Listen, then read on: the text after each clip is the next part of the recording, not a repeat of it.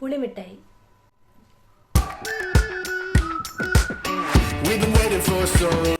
Hi, അപ്പോൾ ഞാനിന്ന് വന്നിരിക്കുന്നത് പുളിമുട്ടായിയുടെ റെസിപ്പി ആയിട്ടാണ്. പുളിമുട്ടായി എല്ലാവർക്കും ഇഷ്ടമാണല്ലേ. പക്ഷെ നമ്മളിത് പുറത്തുനിന്ന് കടയിൽ നിന്നൊക്കെ വാങ്ങിക്കുമ്പോൾ എത്രത്തോളം ഇത് വൃത്തിയായിട്ടൊക്കെ ഉണ്ടാക്കുന്നത് നമുക്ക് പറയാൻ പറ്റില്ല കേട്ടോ. നമുക്ക് കഴിഞ്ഞ ദിവസം കുറച്ച് പുളി കിട്ടിയിട്ടുണ്ടായിരുന്നേ. അപ്പോൾ മമ്മി കുറച്ച് പുളിമുട്ടായി ഉണ്ടാക്കി. അപ്പോൾ ഞാനതിൻ്റെ വീഡിയോ എടുത്ത് നിങ്ങളെ കൂടെ കാണിച്ചു തരാമെന്ന് വിചാരിച്ചു. ഇഷ്ടമുള്ളവരൊക്കെ വീട്ടിലുണ്ടാക്കാമല്ലോ. അപ്പോൾ നമുക്ക് വേഗം തന്നെ പുളിമുട്ടായി ഉണ്ടാക്കുന്നത് എങ്ങനെയാണെന്ന് നോക്കിയാലോ. ഞാനിവിടെ 350 ഗ്രാം പുളിയാണ് എടുത്തിരിക്കുന്നത്. നേരത്തെ തന്നെ ഉപ്പിട്ട് ഉരുട്ടി വെച്ചിരിക്കുന്ന കൂട്ട് പുളിയാട്ടോ. അത് നമ്മൾ കുതിർക്കാൻ വേണ്ടി വെള്ളം ഒഴിച്ചിട്ടേക്കുവാണ്. നമ്മളിങ്ങനെ കൈ കൊണ്ട് ഞരടി കൊടുക്കണം, എന്നാലേ പെട്ടെന്ന് ഇതാകുള്ളൂ. ഒരു അരമണിക്കൂറോളം നമ്മളിത് വെള്ളത്തിലിട്ട് വെച്ചേക്കണം കേട്ടോ. അരമണിക്കൂർ വെച്ചിട്ട് നോക്കിയിട്ട് നന്നായിട്ട് അരിഞ്ഞില്ലെങ്കിൽ മാത്രം കുറച്ച് നേരം കൂടെ വെക്കാവുന്നതാണ്. കുറഞ്ഞത് അരമണിക്കൂറെങ്കിലും വെച്ചിരിക്കണം. എന്തെങ്കിലും കുരുവൊക്കെ ഉണ്ടെങ്കിൽ അതെടുത്ത് മാറ്റണം കേട്ടോ.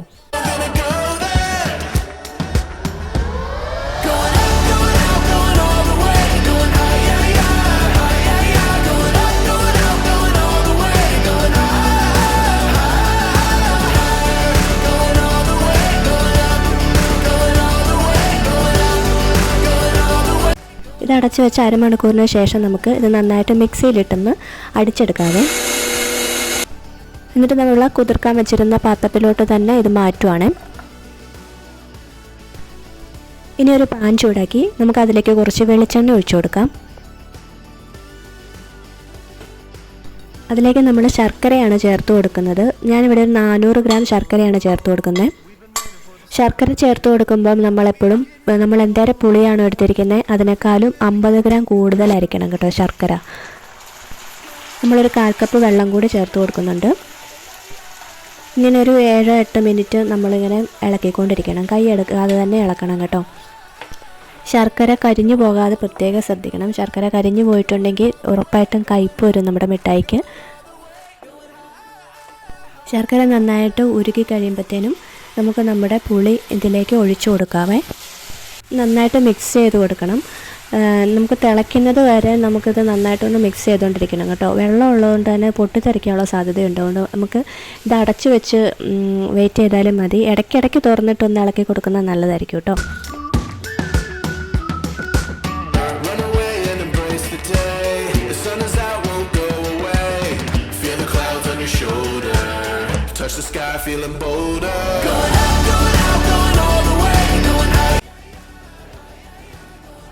ഇതുപോലെ വെള്ളമെല്ലാം ഫുള്ള് വറ്റി നന്നായിട്ട് തിളച്ച് വരുന്ന സമയത്ത് നമുക്ക് തീ ഓഫ് ചെയ്യാം. എന്നിട്ട് ഇതൊന്ന് ആറുന്ന വരെ നമ്മൾ വെയിറ്റ് ചെയ്യുകയാണ്. അതിനുശേഷം നമ്മളിങ്ങനെ കൈക്കുള്ളിൽ വെച്ച് നമുക്ക് ആവശ്യമുള്ള മുഴുപ്പിൽ ഇത് ഉരുളകളാക്കി എടുക്കാം കേട്ടോ. ഇങ്ങനെ ഉരുളകളാക്കിയിട്ട് നമുക്ക് വേണമെങ്കിൽ പഞ്ചസാരക്കകത്തൊന്ന് മുക്കി ഇതുപോലെ ആക്കിയെടുക്കാം. ഇങ്ങനെ ആക്കിയില്ലെങ്കിലും പ്രശ്നമൊന്നുമില്ല, നല്ല മധുരമുണ്ട് കേട്ടോ. നമുക്ക് ഇങ്ങനെ തന്നെ സേവ് ചെയ്യാം, അല്ലെങ്കിൽ നമുക്ക് പ്ലാസ്റ്റിക് കവറിനകത്ത് പൊതിഞ്ഞ് വേണമെങ്കിലും സൂക്ഷിക്കാവുന്നതാണ്. വീഡിയോ ഇഷ്ടമായെങ്കിൽ എല്ലാവരും ഷെയർ ചെയ്യുക, ലൈക്ക് ചെയ്യുക, കമൻറ്റ് ചെയ്യുക.